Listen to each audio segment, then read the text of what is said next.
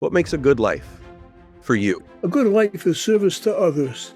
Personal wealth is not a good life, but treating others with respect and dignity and helping when you can, that's a good life.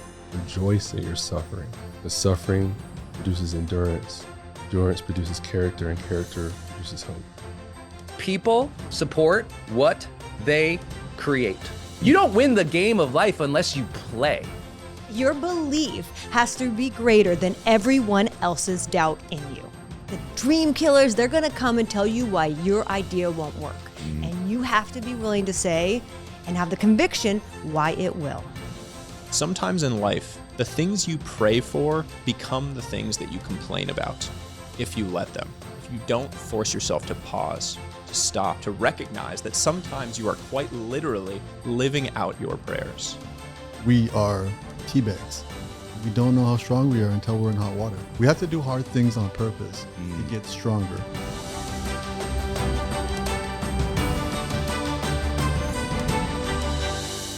He's 88 years old. You all know who he is. Immediately you'll recognize his voice. If you're on YouTube, you'll recognize his face. I consider him a kindness broker. A kindness broker. And somebody that if you just watched him, I think you'd just live better if you emulated many of the things that he does in his life. This is the great Judge Frank Caprio joining us today. Judge Frank, thank you for being here today. It's an honor to have you. Well, thank you for the opportunity. You said, the way you grew up, you're poor. And you actually called that a privilege. Do you really mean that? And if you do mean it, what was the privilege of being poor? It's true. I did have the privilege of being brought up poor because I appreciated, because of my upbringing with both parents, who were immigrants, the fabric of America and the riches that we have here, not so much in money, but in what we're entitled to and how we're treated. And my father constantly preached that about what a great country this was and that we had opportunity. And I can remember, just simple little things that when I was 10 years old, he said to me, someday you're going to be a lawyer. And it was like an edict, from above. I never wanted to be anything else but a lawyer from the time I was 10 years old. How did you keep this outlook that people are good in general and that we should treat them well? I was very fortunate that it wasn't only my father, it was my mother as well. My mother was known in the neighborhood for feeding people that were hungry. Yeah. If you were hungry, come to my house, don't worry, you would get a nice meal. And it was always like, let's help other people. Without saying that, but anyone that was in distress would stop by our house and they were helped. My father, one of his jobs was he was a milkman. He'd wake my brother and I up at 4 a.m. to go to work on the truck. Oh, yeah. If you don't want to do this the rest of your life, make sure you stay in school. But I learned something from that. If someone could not pay their milk bill, the company had a policy that after 3 weeks you stopped delivery. That was their policy. His policy was if they had children, he would never stop the milk. He didn't care what the company policy was. And many times he'd take money out of his own pocket and say they're making an effort to pay. Oh my gosh. So these were the examples that I saw, by way of example. These weren't speeches that were given to me. So it wasn't a situation where I was given a speech saying do A and my parents did B. They never made the speech. All they did was they did A. I was thinking about your first day as a judge. And you have a story from that day, your very first day, that I think you tended to regret a little bit of something from that day. And I think it just goes to show you that you can learn lessons in life if you don't handle things perfectly the first time, too. If you wouldn't mind sharing that story. My first day on the court, I asked my dad if he would come down. I'm a judge now. I want my dad to see me up on the bench. Sure. And this woman came in. She had 3 or 4 kids. I'm not sure how many. And she had traffic violations of somewhere around $300 to $400. And she was the most arrogant person you can imagine. So she said, she's in the court. I'm trying to help her. And she says, I just can't pay it. I'm not paying it. I don't have the money, And the more I try to help her, the more arrogant she became. And so then she became arrogant and I became a little upset. And I fined her the full fine. I gave her penalties. I gave her everything.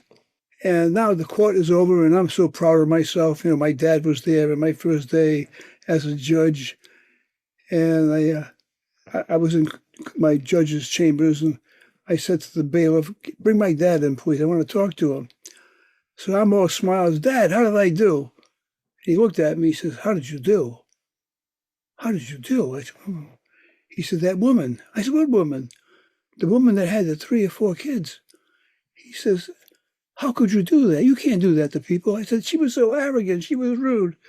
He said, "She was scared." He said, "Do you know now that maybe she can't feed her kids tonight? Maybe she can't pay her rent. Maybe she can't pay one of her bills. They'll turn the electricity off. You can't treat people that way. You weren't brought up that way." That set the stage for my entire judgeship. That first day on the bench with my dad giving me hell. Have you always been humble, or is this something you've had to work on? My dad would wake my brother and I up at 4 a.m. to help him on the milk truck. Yep. He would say, "If you don't want to do this the rest of your life, you better stay in college. You better go to college." You know, and then I saw how he treated people who couldn't pay their milk bill. You know, and even though his company was a major company, would demand that after a period of time, 2 or 3 weeks, if they didn't pay the bill, that he was ordered to stop the milk. That was their rule. His rule was if they had children, he never stopped the milk. And many times he'd put money out of his own pocket and say they're trying to pay. But he never gave me lessons in saying this is how you treat people and this is how you treat people. But he did it by way of example. So I lived that. I saw how my dad treated people. I saw how my mom treated people. How she fed people that were hungry. So all of that was the great learning experience for me. But it wasn't a situation where I was sat down and said, "Okay, now this is how you treat people." What makes a good life for you? Yeah. A good life is service to others. That's a good life. Self-aggrandizement is not a good life. Personal wealth is not a good life. But treating others with respect and dignity and helping when you can, that's a good life. That was right to the point. When you're in court, there's some through lines that are common. Not always, but poverty, addiction, trauma, stress. You've seen a lot of that. What do you think can break that cycle more powerfully than a courtroom or law can? Is there something that can break through those cycles? I've said earlier, the basic unit of society is the family unit, and that's where it all comes from. It's very difficult to be exposed as a youngster in the early years of your life, to be exposed and seeing certain behavior. You know, that's not good. And then all of a sudden, you don't treat people that way. Our greatest goal in life is to be of service to others. So many times people don't have that opportunity to have a loving house, a loving father, a loving mother, loving grandparents, loving cousins. My mother was one of 8. My father was one of 10. I had over 40 cousins. I had 18 aunts and uncles. And I could say without fear of contradiction that at any time I could walk into any of my aunts, my houses or uncles' houses and say, "I'm hungry," and I get fed. And if I didn't say I was hungry, they'd ask me, "Are you hungry?" That sounds like my family too. Is there something you as a little boy or a young man or early in your career believed that was important that you no longer believe, that you changed your mind about? I was sick of hearing people say, "Yeah, my kids, I just can't control my kids." What do you mean you can't control your kids? Then then get into a long conversation. How do you treat your kids? What do you do for them? Do you take them out? Do you ask them how they're feeling? Do you spend special time with them? Do you take them to Fenway Park? Do you do all of this stuff? That's what family life is all about, is showing love. It's not enough to say to your kids before you go to bed at night, "I love you," and during the day, ignore them. It's all in that personal relationship. I grew up knowing that no matter what the circumstances in life were, it didn't make any difference what they were, that if I was in trouble, my father would be there. I knew that, and my mother as well. I never was at that point, incidentally. No, I was going to say, I think the disintegration of the family unit is the sin of this country. Gosh, I think you're right. How do you want to be remembered? I want to be remembered as someone that helped other people. Very simply, not a big long speech. Someone who helped others, particularly those in need. He was shot 8 times at point blank range in kind of a gang situation that took place that he was not a part of, just a random act of violence, and he survived that, and it really transformed his life. I find out the story, which blew my mind. I was a musician in my former life. I was a professional musician, and this was a night where we had just finished a rehearsal, and I was in a hotel, and I walked out to go to the store. I had these guys that approached me, and they came right out of the bushes. And the guy said, "What are you doing out here?"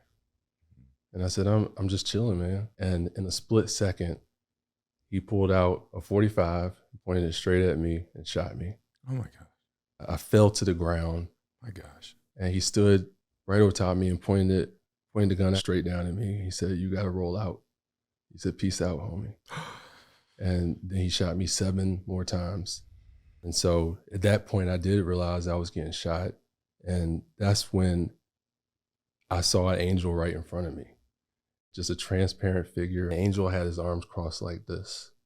And every bullet that was coming out of that 45 caliber that he pointed at me it was like it was going through the angel first. I remember putting my hand up and I'm trying to stop people. I'm like, help, help. And nobody stopped. No one stopped. Get on the curb. And then I said, oh my goodness, I think I'm gonna die right here. I found out later that I was picked at random and they were doing a gang initiation for one of the guys in their gang. And so they picked me at random and chose me that night, to take my life.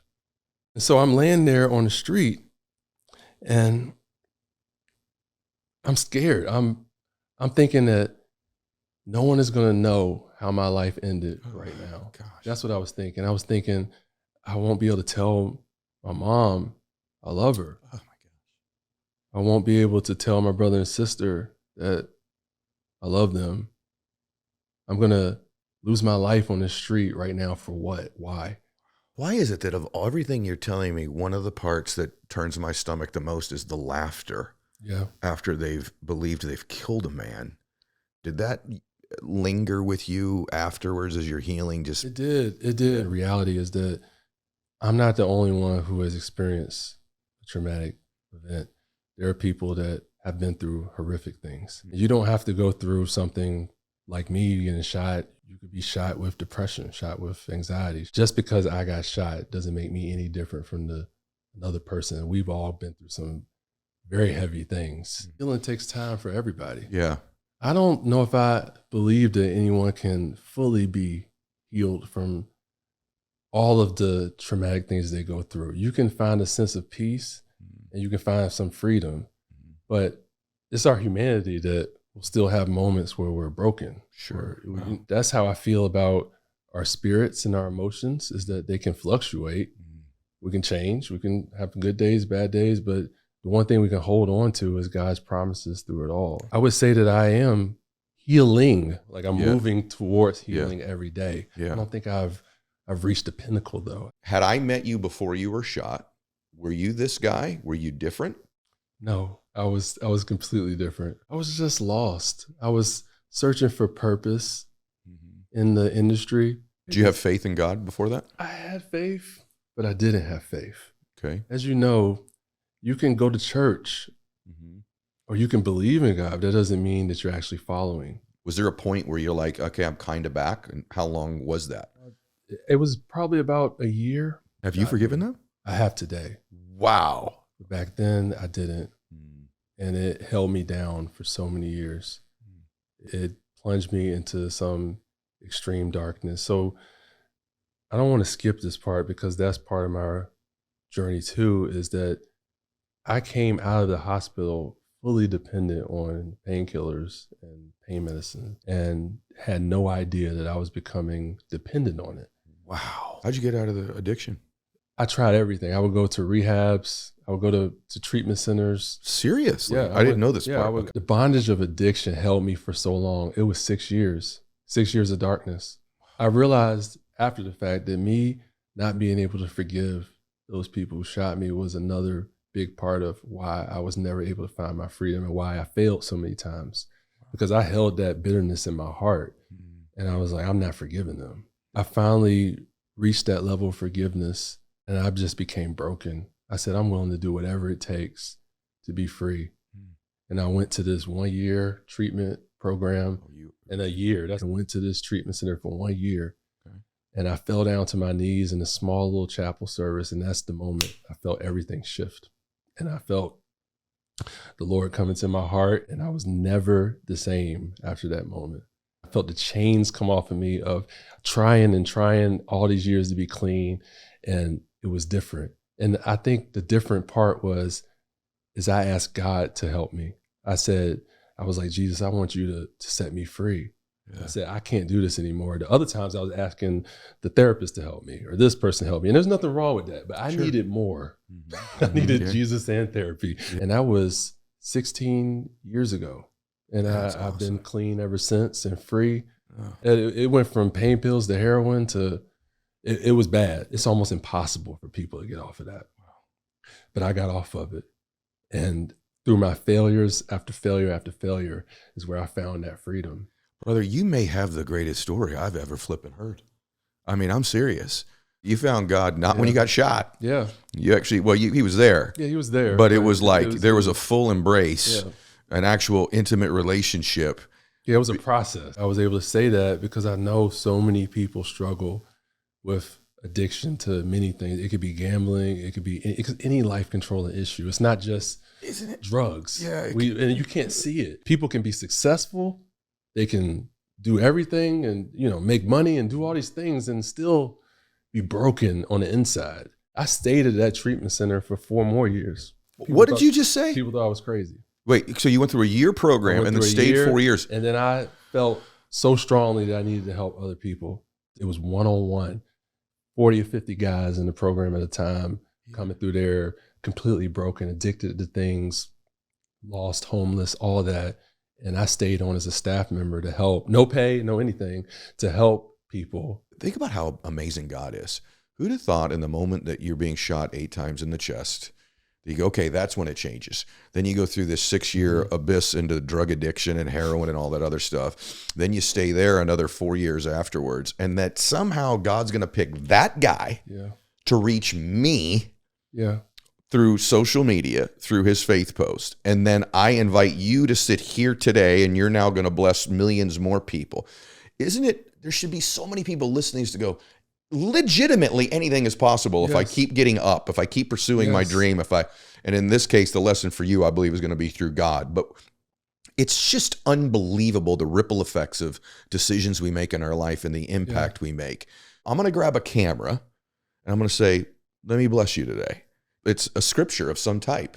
I'm wondering what compelled you to start doing that? What made you think, I know what I'll do now? I just said, I need to tell my story. I think I'm ready.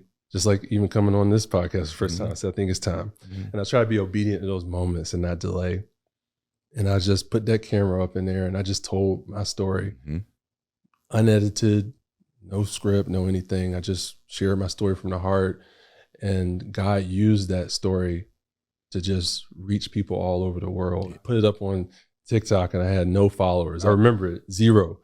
And I put it up and then someone called me a few days later and was like, hey, your testimony. So I never even opened the app again and check on it. And they're like, your testimony is everywhere.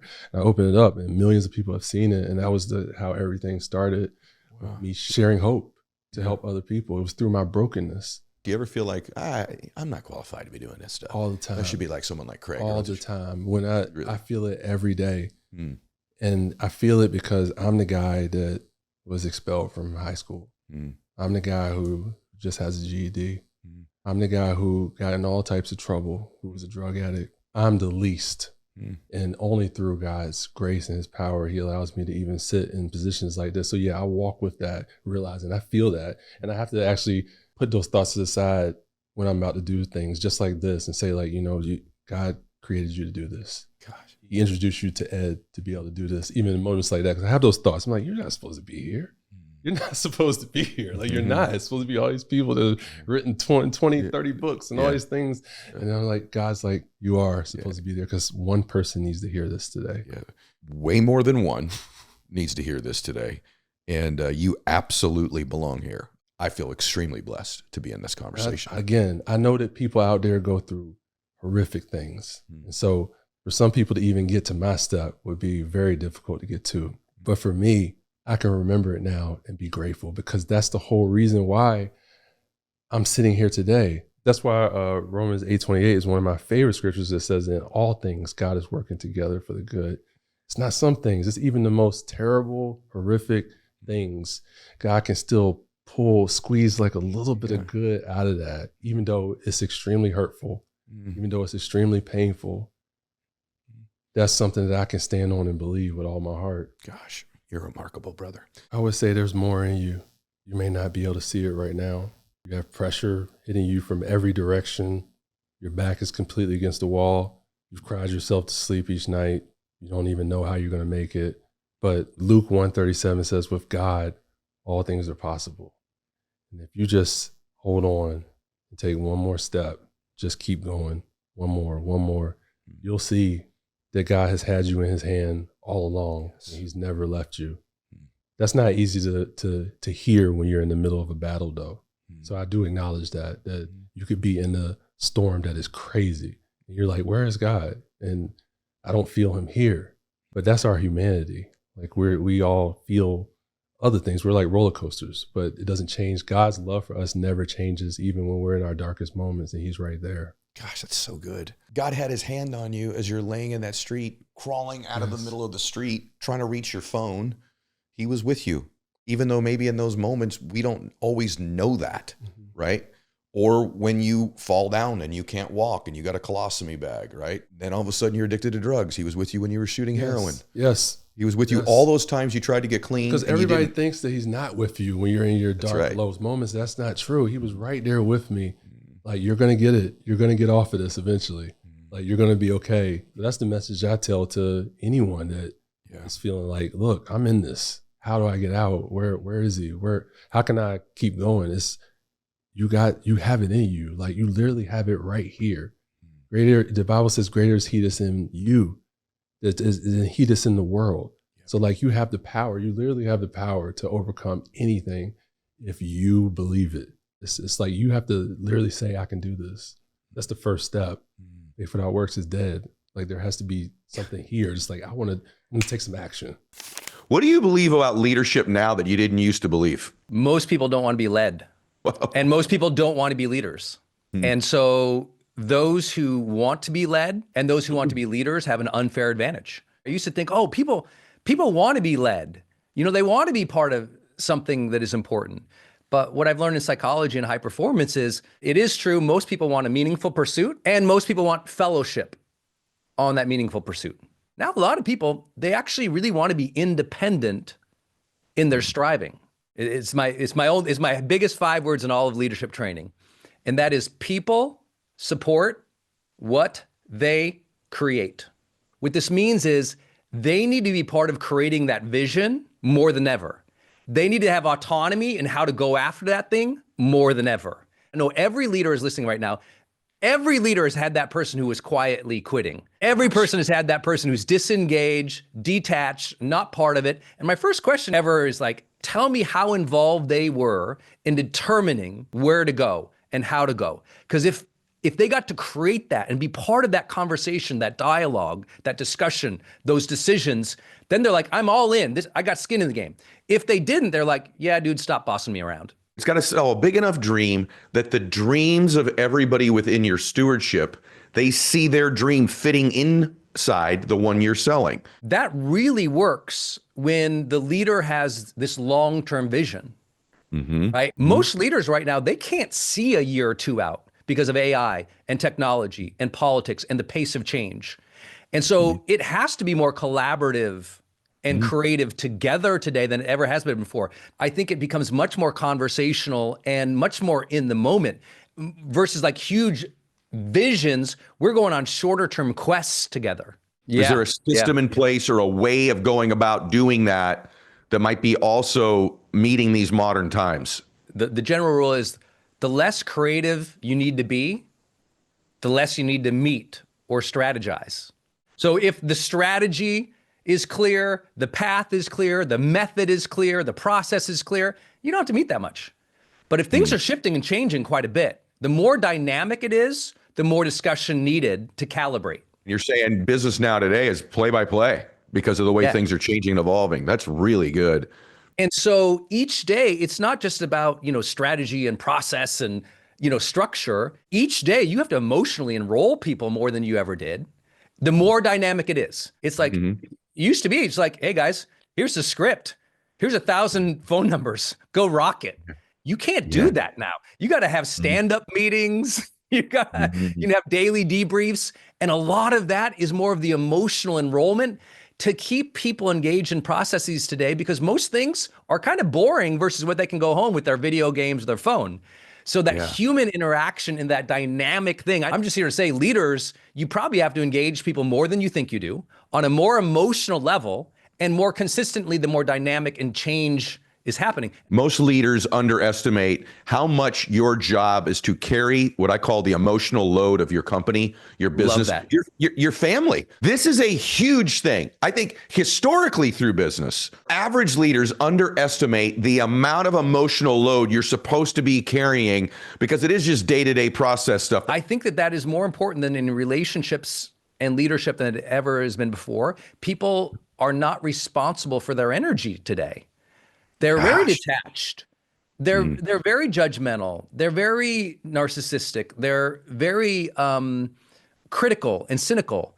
And I don't judge any of those things. Those happen to all of us. I think it's just a matter of people to understand how much energy transference really does happen. So it's always going to work, or we've just always done it that way. That's like the death of a company over the next 5 years, isn't it? A leader thinking we've always done it this way, or that's always worked. That legacy thinking, you're going to die as a company in the AI era, correct? Agreed. I think that we all operated in a time when intelligence was ours and our team, and competence was the most valued thing. Now everybody on their pocket has the world's intelligence and autonomous intelligence. So with AI, the kid in this state, in this town over here, they can all beat your competence now. And so now you think, okay, what competence really matters in the future? So autonomy is being really commercialized with AI. Competence, in terms of actual intelligence, the ability for an intelligent, thing to do something.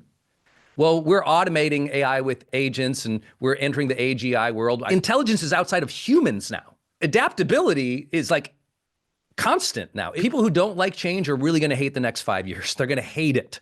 Everything will shift except that human thing, that relatedness, generating a new and faithful, compassionate, kind, generous way of dealing with other people. That's the thing that is actually primarily valued in the future. Your wealth in the future is your health and energy, your mastery of your inner world, and the quality of your relationships and leadership.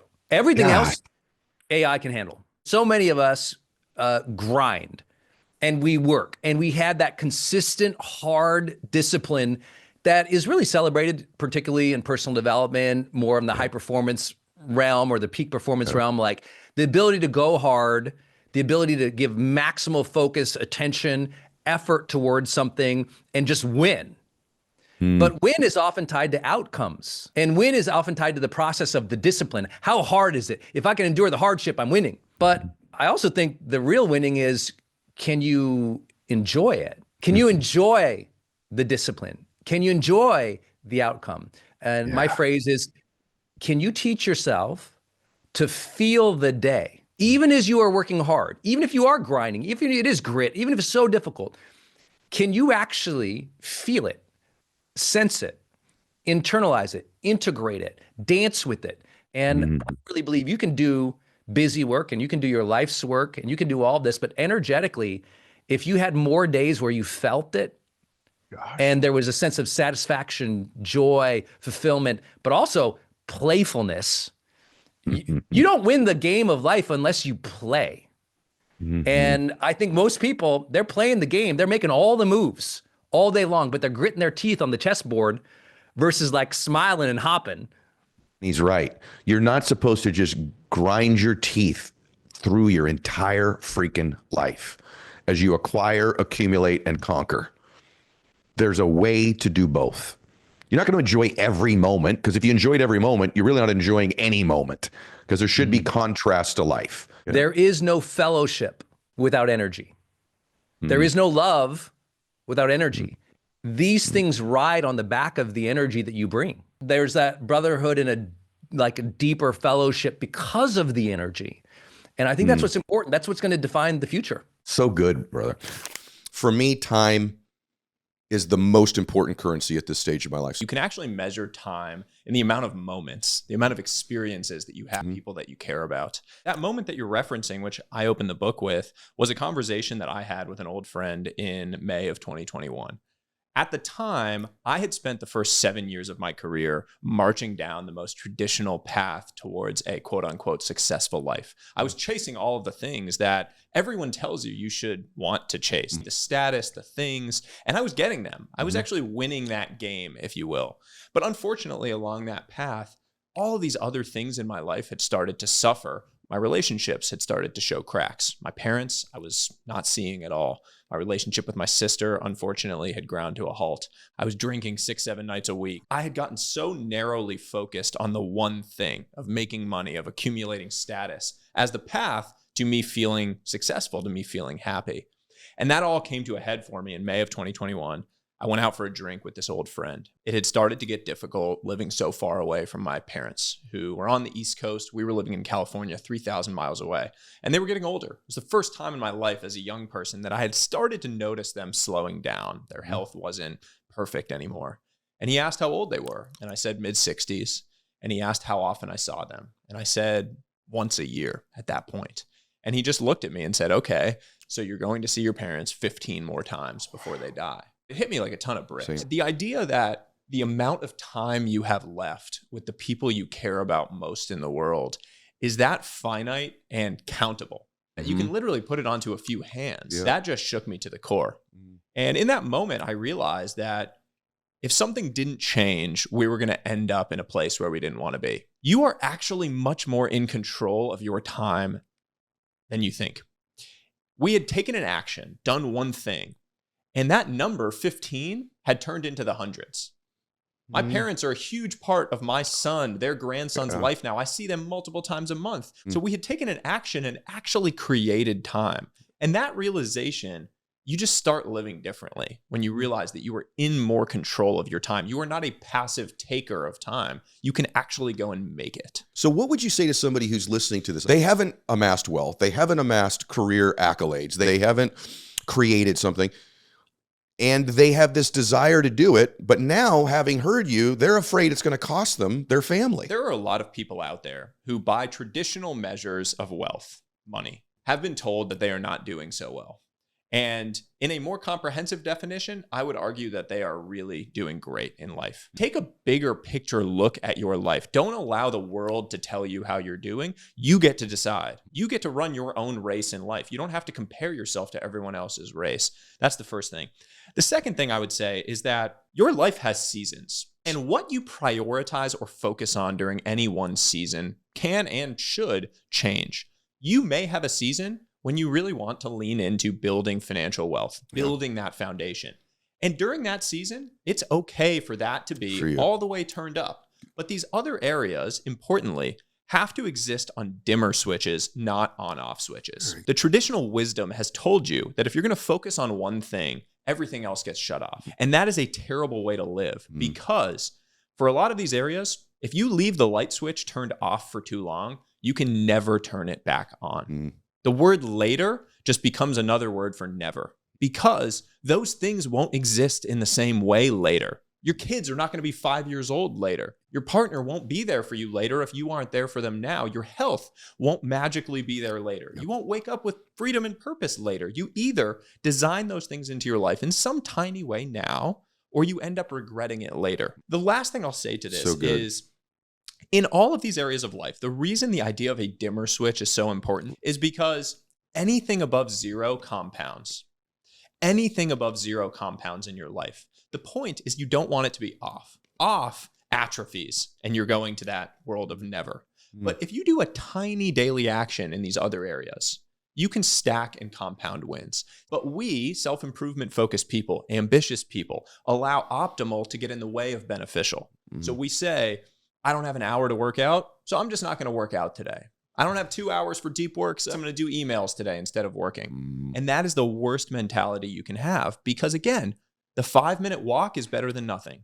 The 10 minutes of deep work on the one focus project is better than nothing. Anything above zero compounds. I really think that the single most important thing that people can do to build their mental wealth, Think Day, which is once a month, get out of your normal headspace. Don't go to your office or your house. Go to a new coffee shop. Go outside. Do something. Take an hour and just go with a handful of question prompts that force you to zoom out on your life. If you were the main character in a movie of your life, what would the audience be screaming at you to do right now?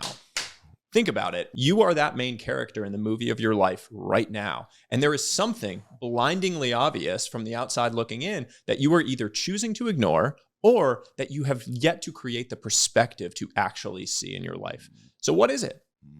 It's very difficult to make life-altering decisions in your current environment and space that is facilitating and supporting that current lifestyle and way of thinking. You agree with that? People underestimate how much environment impacts thought patterns. When you are in a familiar environment, you are going to have familiar thought patterns. You are going to just find evidence that confirms the current story you are telling yourself. Is there something tactically you do in your schedule? The reality is we make time and we create energy for the things we truly care about. But you have to actually structure them into your life. I've seen evidence over and over again in my own life and in the lives of some of the highest performers I've spent time with that outcomes follow energy. When you lean into the things that create energy in your life, you generate the 10, 100, 1000x outcomes that create the step function changes in your life. That applies personally and professionally. What is this ABC formula? I know what it is, but I want you to explain to them. And why is it so important to intentionally create this new habit? Very few people tell you how to be consistent. They just tell you that it's important. And the ABC system is a pathway to actually being consistent because it relies on the idea that I said earlier, which is that anything above zero compounds. You need to hold yourself to the fire in the act, but give yourself grace in the amount. So for any given system that you're trying to build, any given new habit, set an A goal, a B goal, and a C goal, and then hit one of those levels every single day. When you feel great, hit the A goal. When you feel okay, hit the B goal. And when all hell breaks loose, just hit the C goal because anything above zero compounds. Reminds me of the dimmer effect. Keep the dimmer on. I fundamentally believe that the concept of balance has been hijacked. You've been told that balance is about having a perfect blend on a daily basis of life and health and relaxation and work. And that if your days don't look perfectly balanced, you're all screwed up and you need to get stressed and anxious about the fact that you're unbalanced. The reality is that balance is much more about the seasons than the days. You are going to have seasons of unbalance that are in service of a future season of balance. You actually had the courage to make a decision to go, that is no longer my dream.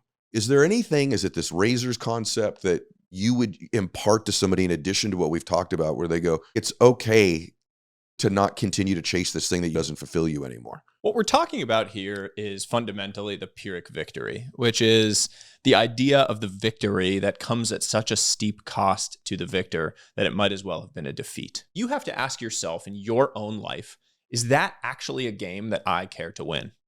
Or is the game that I care to win, the mountain that I care to climb, completely different than what I've been told is the successful mountain?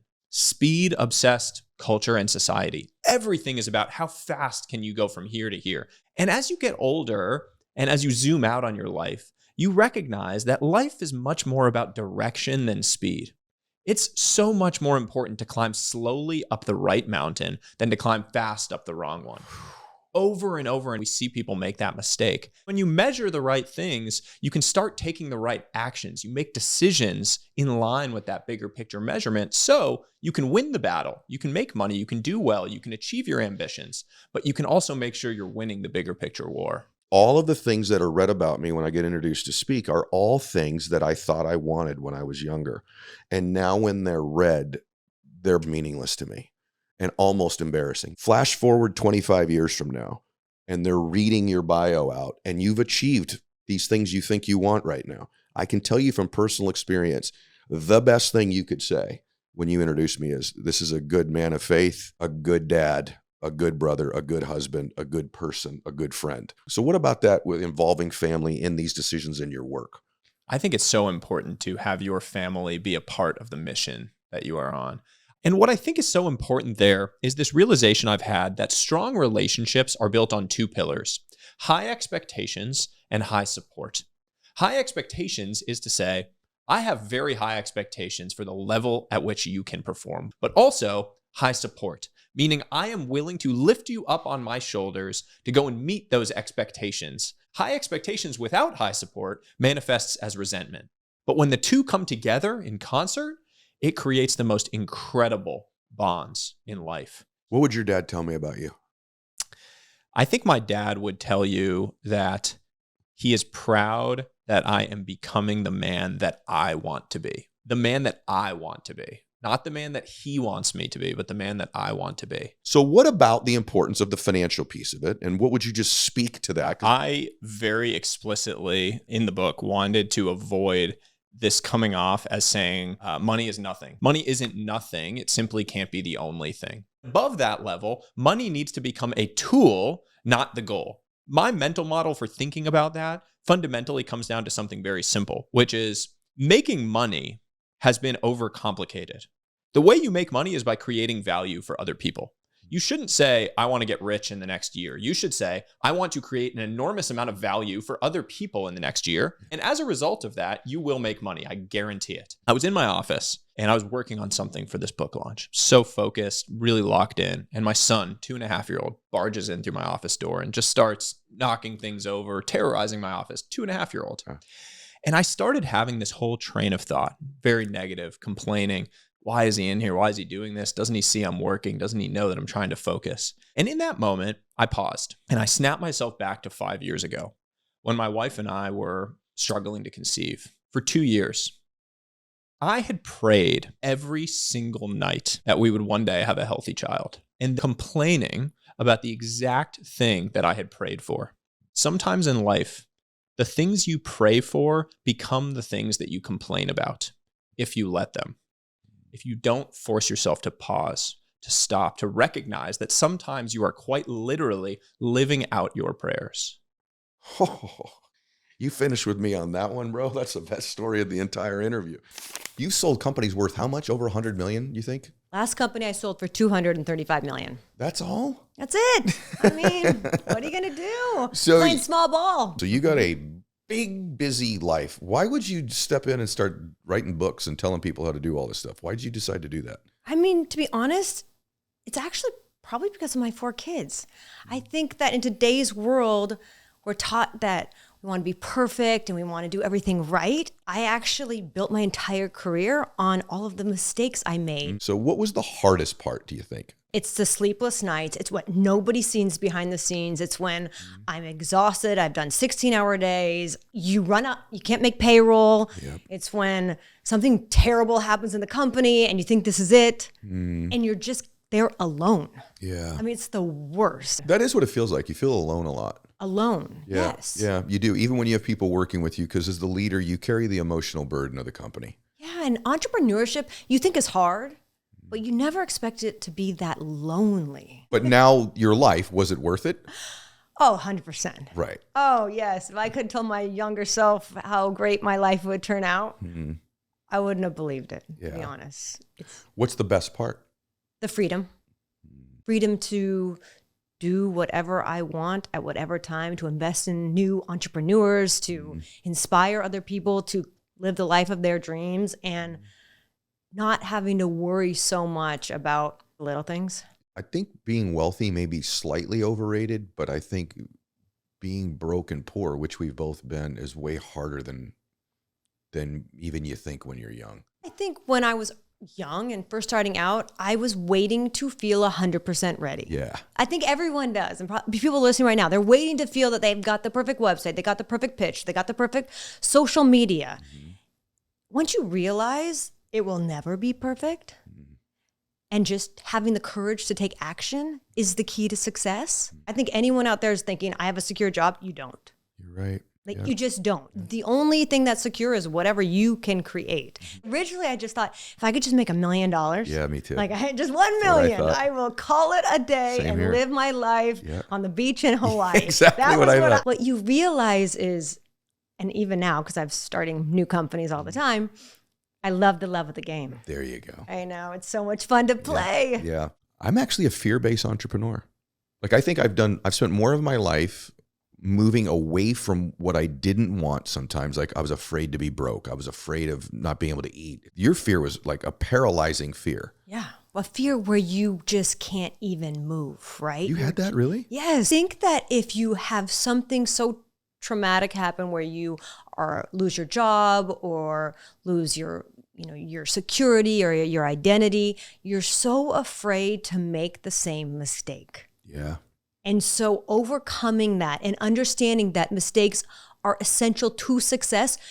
And if you don't try, like that's the only real failure. Was there a massive failure at one point where you're like, this is a biggie and I think this just did me in? Was there any moments like that in your career? Oh my gosh. I mean, listen, I've had so many failures at this point. Looking back, I think the first company that I'd worked for that failed, and I had called all of my friends to come work for me because I told them they were going to be .com millionaires. Yeah. And then I had to fire them all, and many wouldn't talk to me. That hurt. I even think long-term planning may be a bizarre concept nowadays because of the way the world's turning. And you say one of your mistakes was not pivoting enough, soon enough. Like which one was it? I think not pivoting fast enough. Yeah. I've invested in probably 150 companies. 99% of them have pivoted at least once, if not more, right? Yep. In the world of AI, right now, if we were going to teach our children something or any entrepreneur listening to this, the adaptability, flexibility, we don't know what's going to happen. The world's going to move twice as fast, but your mental state of being able to adapt, be flexible, change with the environment will be the key to your success. You better be flexible. You better be pivoting. You better know what's going on. You better be fluid. And if you run a company with a bunch of bureaucracy that can't make decisions pretty quickly, like a small company, you're in big trouble in business. If you're a small company, the great news is you can be nimble. The challenge is, do you have the mindset to be nimble? You're right. And to embrace technology, because a lot of people out there, oh, AI, like guys, it's here, it's coming, and we need to embrace it as part of your business. Okay. Everyone listening should ask themselves, when was the last time I pivoted? And if you can't think of it, that's a problem. So you can do a market pivot, you could do a product pivot, you could do a pricing pivot, and then you could do a competitor pivot. Every single company out there, they're pivoting quickly. It's speed that makes a huge difference too. If it doesn't work, pivot again. What would you say to somebody who's listening? They're like, I do have this perfect addiction. If they're trying to achieve perfection, they will not achieve greatness. So the only way to become very successful is to embrace the mistakes. I'm a 20-year tech entrepreneur. Now I'm in beauty. I'm in beverage. I'm in Web3. I am all over the map, learning new industries as fast as I can because it makes me a better, more rounded, intelligent investor as well as operator. How many years did you spend struggling as an entrepreneur? Just first, would you say? I would say I spent first 3 years at my kitchen table alone, where literally every person thought I was nuts. Okay. Would you sit wherever you are, your basement, your kitchen table, for 3 years without any hope or sign that it's going to work out? All right, no, there's no indication you're right. No indication that it's going to work. Isn't that the big thing? Your belief has to be greater than everyone else's doubt in you. Oh, that's good. It has to be, because the critics, the naysayers, the dream killers, they're going to come and tell you why your idea won't work. And you have to be willing to say and have the conviction why it will. It's hard, right? It's hard. It's hard.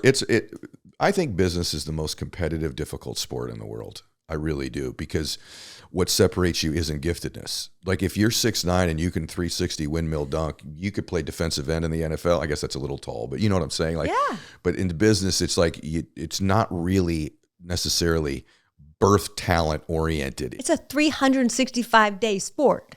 Yeah, there's no off season for business. It's an everyday 24/7. If you want to be average, do what average people do. If you want to be successful, do what successful people do. And they're out there hustling. I love your intensity. No one sees how hard you worked for so long. I mean, this is a 20-year overnight success, right? Yep. And I think that's really important. So if you're willing to pay the price, which is a lot of missed everything, Yep. then it's worth it. At the end, my life is incredible. I feel incredibly blessed, but that came with a lot of cost and like costs you can't see, costs that I'm sure so many women right now are going through in terms of just trying to balance it all. And I think just recognizing that's really important. So it's really important for any entrepreneur out there, if you like the problem you're solving and you like who you're solving it with. And if you say no to one of those two questions, do something else. Oh, that's outstanding. I'd say if I can do it, you can do it too.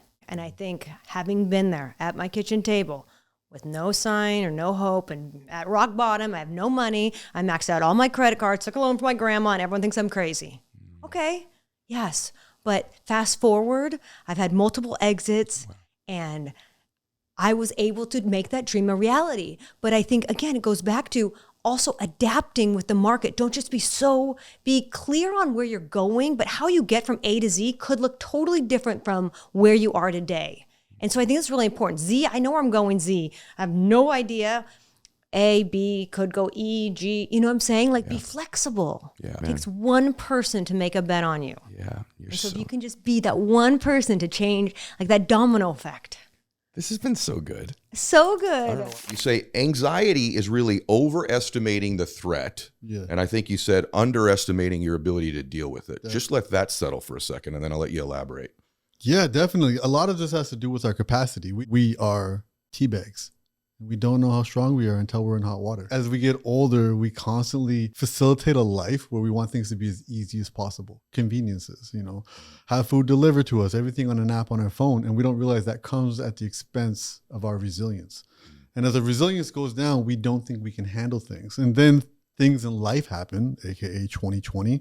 And all of a sudden, everything that we thought was going to be one way is definitely not. And then we get a chance to see how resilient and how strong we can actually be. And what we're doing is we're overestimating these dangers and we're underestimating our ability to deal with it. Is because the signal that we're getting is everything is dangerous. But the definition of danger to our survival brain is like, is it new? Does it remind me of something that hurt me in the past? Is it unfamiliar? Is it just going to be hard work? It's amazing that we're having mental health conversations, but we've swung the pendulum so far the other way that now mental health has become this excuse to avoid hard things. It's an excuse to avoid hard people. We treat our mental health like it's this delicate flower. You're right. That we have to protect it. And it's like, no, our mental health is like our physical health. It is here to protect us. Our peace is a muscle. Our peace doesn't need to be protected from other people. And our resilience is us training our mental health so we can deal with the BS that's definitely going to find us in the outside world. That's an interesting perspective, because you're right. That's actually preparation and training to make you more resilient towards anxiety in the future. Absolutely. So instead of us just dismissing, oh, that person is a narcissist, I got to stay away from them. This person is toxic. Because what we might be saying is, this person is challenging the way I communicate, the way I live, the way I exist. So I need to step up my game. I need to be uncomfortable. We have to do hard things on purpose to get stronger, both physically and mentally. You really can't think your way out of anxiety. Yeah. You have to physically take action. I think when anxiety strikes most people, at least like me, I just start thought looping. But that just elevates the level of stress and anxiety in my body. I think actually harms my ability to deal with it. So overthinking is believing your intuition doesn't work. And a situation happens, your intuition is whispering to you what you need to do. Most likely it's going to be hard. So then your brain is like, ooh, this is uncomfortable. So let me create this thought loop, which will trick me into thinking that I'm solving a problem when I'm really doing nothing. Because one thing that we don't enjoy is uncertainty. It's a protective mechanism that we have because when we have these anxious feelings, we want to soothe them. And generally the 3 ways that we soothe our anxious feelings is through distracting, medicating, or avoiding. This is our body trying to protect us because our body is responsible for protecting us, but it's not responsible for figuring out what the danger is. So what happens is a new situation happens, our body is told you're in danger and it goes into protection mode. What we have to do is the work to train the body, be like, this doesn't count as danger. The body has to catch up to the brain.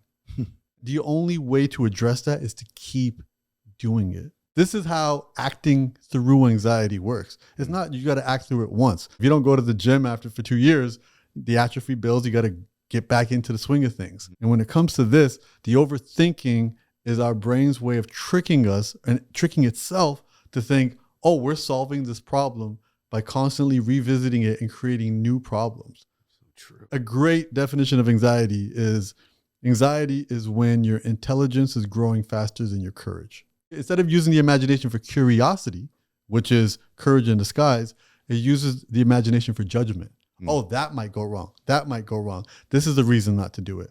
And that's exactly what we do, especially as adults. Overachievers probably have this proclivity more than maybe even everybody else. Absolutely. What's a thing you've been doing for yourself, an actual tactic you've been using to like, go, okay, here's how I'm going to deal with this right now? Instead of saying I'm anxious, say I feel anxious because, and then finish that sentence. And we start labeling these things, not realizing that these labels or these diagnoses are the beginning of the journey, not the ending. And it's this idea that our identity and our value is based on this external thing. And that's the first thing that we have to address, that I am not my achievements. Most of the people that actually matter in my life don't care about my achievements at all. You may have to put that in your hyper-organized schedule, an hour of doing nothing, and maybe remind yourself, I'm a human being. I'm not a human doing. I'm just here to be. We forgot that life is trial and error. Yes. Error is not failure. And my happiest moments is when I get to be present where I am. And all I'm encouraging is to say,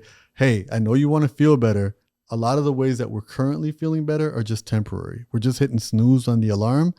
Let's go ahead and permanently address the things that are making us feel uncomfortable so we don't have to revisit those anymore. And instead, we can revisit the next thing. I'm not here to promise you a life without anxiety.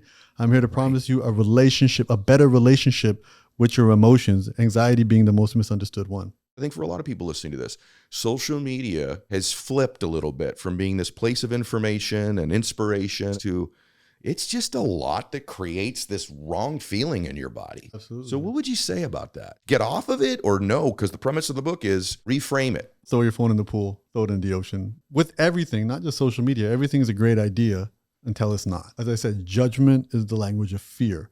There's no safe space for empathy and nuance on social media. People are fighting for attention.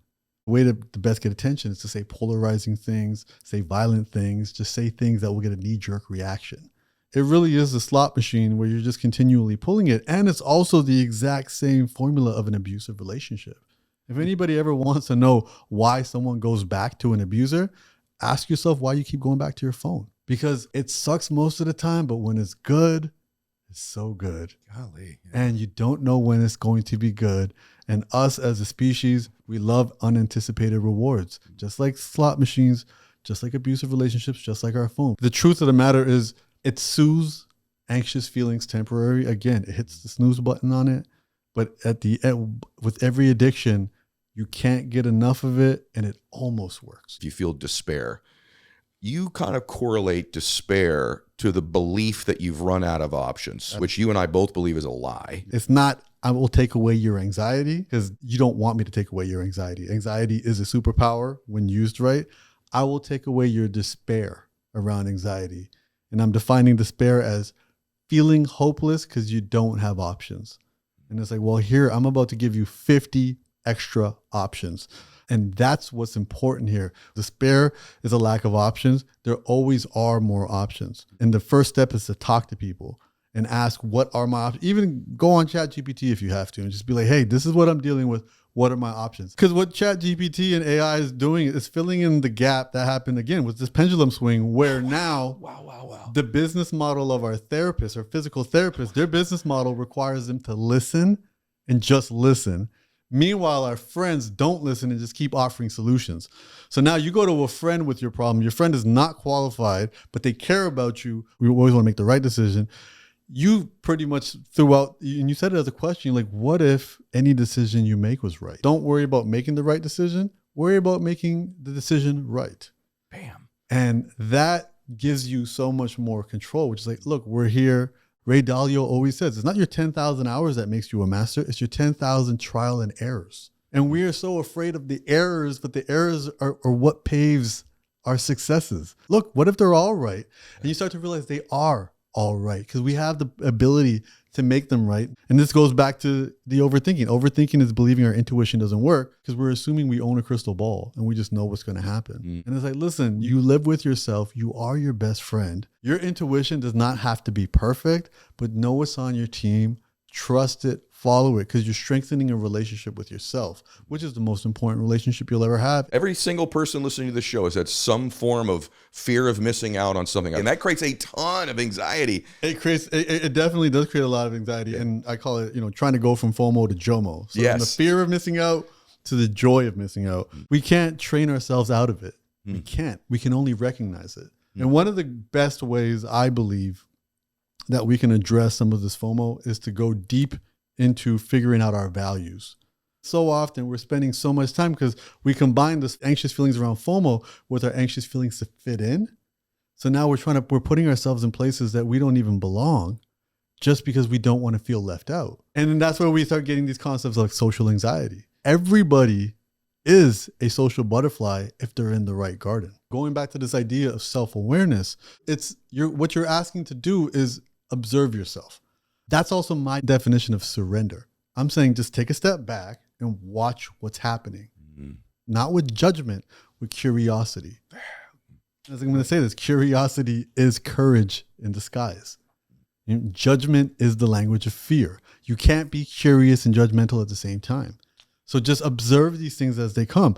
Reinforce the triggers that make you feel great and address and face the triggers that don't make you feel so good because they're teaching you about yourself. When we prepare ourselves for challenges, we're better equipped when challenges find us. So definitely lean into your positive triggers. Definitely face the negative triggers when you're in a good place. Feeling anxious isn't a weakness. We're not here to fix anxiety because we're not broken. We are all dealing with this. We all have anxious feelings towards what we don't know is going to happen tomorrow. So the antidote for a lot of the anxious feelings that we have is our unity. Real connection requires vulnerability. If you need something, you need it. And if you're not getting it and you're expressing that, somebody's dismissing you as needy, that's not the person you got to be around. Anxiety is not a condition that people need to solve. It's a normal signal in our body like hunger. Anxiety is a signal letting us know. And what we want to do is we want to improve our relationship. And especially if you have someone that you care about that you feel is struggling in this department, doing it together, that will by default add so many more options. And you guys are sharing your earned wisdom. Remarkable conversation today, everyone. Hope you get it. And I hope you share this episode. God bless you. Max out your life.